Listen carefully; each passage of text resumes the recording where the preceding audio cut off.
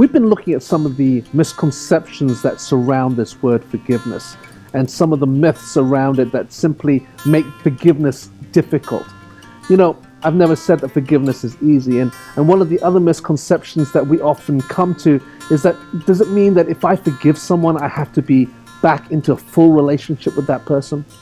Well, no, you have to understand that forgiveness actually is the doorway to restoration. You know, if something small has happened, yeah, it's easy to forgive and we can get on with life again and maybe we're best friends again. But sometimes there are things, betrayals or deep wounding or things of deep trust that has been broken. And in that case, relationships aren't restored overnight.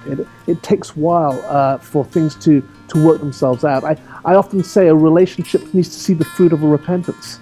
You know, sometimes people are hoping that by simply saying, I'm sorry, everything will be okay and that person won't be hurt anymore.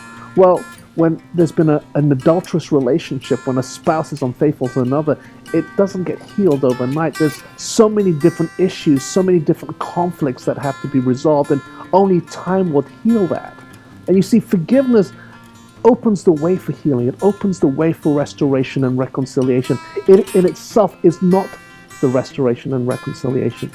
And so when you begin to understand that forgiveness simply deals with the hurt in the heart, it then opens you up potentially to wanting to have a relationship again.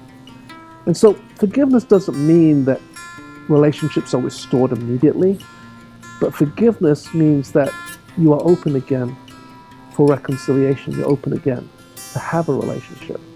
And so I pray that you would open your heart in forgiveness so that you would desire a relationship again, because that's what you were created for, to be loved.